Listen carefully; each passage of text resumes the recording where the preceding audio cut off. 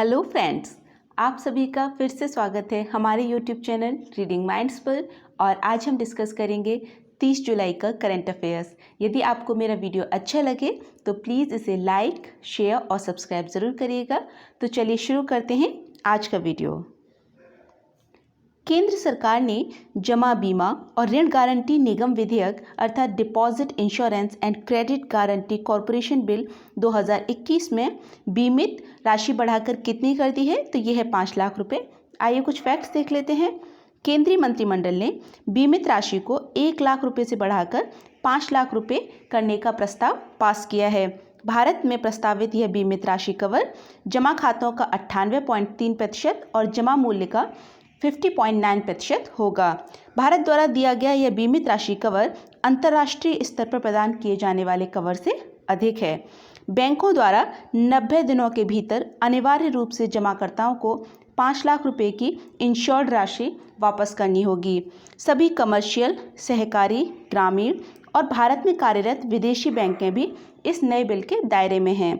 Deposit insurance and credit guarantee corporation bank deposit पर insurance cover मुहैया कराने वाली संस्था है और यह आरबीआई के अंडर काम करती है। वित्त मंत्री निर्मला सीतारमण ने बजट 2021 में इसकी घोषणा की थी। संध्या सुरक्षा योजना किस राज्य की योजना है? तो यह है कर्नाटक। आइए कुछ फैक्ट्स देख लेते हैं। 65 वर्ष से अधिक उम्र के बुजुर्गों को पेंशन प्रदान करने के लिए ये योजना शुरू की गई है। नए मुख्यमंत्री बसवराज बोम्मई ने पेंशन राशि को 1000 रुपये से बढ़ाकर 1200 रुपये करने की घोषणा की है। कर्नाटक में मुख्यमंत्री पद पाने वाले यह पिता पुत्र की दूसरी जोड़ी है। बसवराज बोम्मई कर्नाटक के पूर्व मुख्यमंत्री SR बोम्मई के बेटे। बसवराज बोम्मई से पहले HD देवगौड़ा और उनके बेटे HD कुमारस्वामी भी कर्नाटक के मुख्यमंत्री रहे हैं। वर्तमान में देश के 6 अन्य मुख्यमंत्री ऐसे हैं जिनके पिता पूर्व में मुख्यमंत्री रह चुके हैं। तमिलनाडु के वर्तमान मुख्यमंत्री MK स्टालिन और उनके पिता करुणानिधि, आंध्र प्रदेश के मुख्यमंत्री जगन मोहन रेड्डी और उनके पिता YS राजशेखर रेड्डी, झारखंड के मुख्यमंत्री हेमंत सोरेन और उनके पिता शिबू सोरेन, उड़ीसा के मुख्यमंत्री नवीन पटनायक और उनके पिता बीजू पटनायक उड़ीसा के मुख्यमंत्री रह चुके हैं। मेघालय के वर्तमान मुख्यमंत्री कॉनराड संगमा हैं और उनके पिता PM संगमा मेघालय के मुख्यमंत्री रहे थे। अरुणाचल प्रदेश के वर्तमान मुख्यमंत्री पेमा खांडू हैं और उनके पिता दोरजी खांडू भी अरुणाचल के मुख्यमंत्री रहे थे। ये आप मैप में देख रहे हैं कर्नाटक, राजधानी है बंगलोर। विश्व का सबसे बड़ा फ्लोटिंग सोलर फार्म किस देश में बनाया जा रहा है? तो यह है इंडोनेशिया। आइए कुछ फैक्ट्स देख लेते हैं। इस फार्म को इंडोनेशिया के बॉटम द्वीप पर दुरियांग कांग जलाशय में बनाया जाएगा। इसे सिंगापुर के सनसीप ग्रुप द्वारा निर्मित किया जाएगा। इस फ्लोटिंग सोलर फार्म की क्षमता 2.2 गीगावाट होगी। इसका निर्माण वर्ष 2022 में शुरू होगा और इसके 2024 तक पूर्ण होने की आशा है। इंडोनेशिया के राष्ट्रपति हैं जोको विडोडो। ये आप मैप में देख रहे हैं इंडोनेशिया और ये है सिंगापुर। इंडोनेशिया की राजधानी है जकार्ता और सिंगापुर की है सिंगापुर सिटी। इंडोनेशिया में कई द्वीप हैं, जावा, सुमात्रा, बोर्नियो, सैलबीज। देश में राफेल विमानों का दूसरा स्क्वाड्रन कहाँ शुरू किया गया है? तो यह है पश्चिम बंगाल में। आइए कुछ फैक्ट्स। 26 जुलाई को भारतीय वायुसेना ने पश्चिम बंगाल के हासीमारा में राफेल विमानों का दूसरा स्क्वाड्रन ऑपरेशनलाइज किया है। हासीमारा एयरबेस पश्चिम बंगाल के अलीपुरद्वार जिले में है। चीन पर नज़र रखने के लिए पूर्वी एयरबेस पर राफेल का यह दूसरा स्क्वाड्रन बनाया गया है। देश में पहला राफेल स्क्वाड्रन हरियाणा के अंबाला वायु स्टेशन पर तैनात है।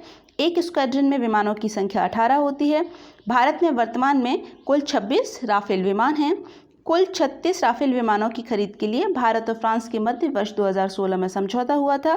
फ्रांस की कंपनी दसॉल्ट राफेल विमान निर्माता कंपनी है। अंतर्राष्ट्रीय सौर गठबंधन इंटरनेशनल सोलर अलायंस में शामिल नया देश कौन सा है? तो ये है स्वीडन। आइए कुछ फैक्ट्स देख लेते हैं। अंतर्राष्ट्रीय सौर गठबंधन भारत के प्रधानमंत्री नरेंद्र मोदी द्वारा वैश्विक स्तर पर नवीकरणीय ऊर्जा परिदृश्य को बढ़ावा देने के लिए प्रस्तावित पहल है। अंतर्राष्ट्रीय सौर गठबंधन की स्थापना 30 नवंबर 2015 को पेरिस में हुई थी। COP21 पेरिस क्लाइमेट मीट में अंतर्राष्ट्रीय सौर गठबंधन का मुख्यालय है गुरुग्राम में। इसे पहले international agency for solar technology and application Insta के नाम से जाना जाता था। अंतर्राष्ट्रीय सौर गठबंधन के वर्तमान निदेशक हैं अजय माथुर। ये आप मैप में देख रहे हैं। स्वीडन राजधानी है Stockholm. Norway, Sweden and Finland को नॉर्डिक कंट्रीज कहते हैं। Report on renewable integration in India 2021 किसने जारी की है? तो यह है नीति आयोग। आइए कुछ फैक्ट्स देख लेते हैं।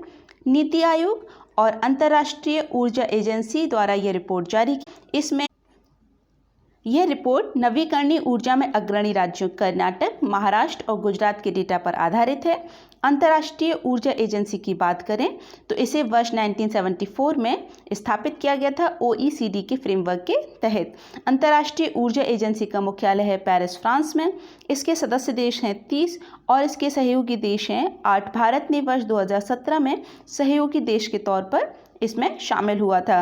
वर्ल्ड एनर्जी आउटलुक रिपोर्ट का प्रकाशन अंतर्राष्ट्रीय ऊर्जा एजेंसी के द्वारा वार्षिक रूप से किया जाता है। हाल ही में चर्चा में रहा PDS 70 किस क्षेत्र से संबंधित है? तो यह है अंतरिक्ष से। आइए कुछ फैक्ट्स देख लेते हैं। PDS 70 पृथ्वी से 370 प्रकाश वर्ष की दूरी पर स्थित ब्रह्मांड का यंग स्टार है। PDS 70 की परिक्रमा करते हुए 2 एक्सोप्लैनेट हैं, PDS 70b और PDS 70c। इन दोनों एक्सोप्लैनेट के चारों ओर सर्कुलेटरी डिस्क या परिग्रही डिस्क की खोज की गई है। यह सर्कुलेटरी डिस्क या परिग्रही डिस्क एक्सोप्लैनेट के आसपास मून फॉर्मिंग क्षेत्र है। ब्रह्मांड में पहली बार उपग्रहों के जन्म की प्रक्रिया को रिकॉर्ड किया गया है। इसे Atacama large millimetre array Alma वेधशाला के द्वारा खोजा गया है। Atacama large millimetre array Alma की बात करें तो यह चिली देश में स्थित है। यूरोप, संयुक्त राज्य अमेरिका, कनाडा और जापान देशों की अल्मा ऑब्जर्वेटरी को प्राचीन ब्रह्मांड में तारों और ग्रहों के निर्माण को समझने और उनकी इमेजिंग करने के लिए लॉन्च किया गया था। ये आप मैप में देख रहे हैं साउथ अमेरिका और ये है चिली देश। राजधानी है सैंटियागो। अटाकामा चिली का एक मरुस्थल है। मेडिकल पाठ्यक्रमों में सरकार ने अखिल भारतीय कोटा योजना में अन्य पिछड़े वर्ग OBC के लिए कितने प्रतिशत आरक्षण प्रदान करने की घोषणा की है? तो ये है 27%। आइए कुछ फैक्ट्स देख लेते हैं। मेडिकल के स्नातक और स्नातकोत्तर पाठ्यक्रमों में 27% और आर्थिक रूप से कमजोर वर्गों को 10% का आरक्षण देने की घोषणा की। यह आरक्षण व्यवस्था वर्तमान शैक्षणिक सत्र से लागू होगी। विद्या प्रवेश प्रोग्राम कब लॉन्च किया गया है? तो यह है 29 जुलाई। आइए कुछ फैक्ट्स देख लेते हैं।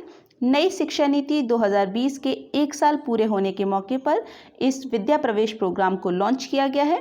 विद्या प्रवेश प्रोग्राम के तहत गाँव में प्ले स्कूल खोलने की योजना है।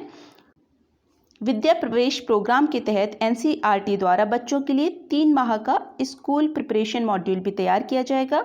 विद्या प्रवेश प्रोग्राम यूनिवर्सल बेसिस पर लागू होने वाला प्रोग्राम है। नई शिक्षा नीति 29 जुलाई 2020 को कस्तूरी रंगन कमेटी की अध्यक्षता में तैयार हुई थी।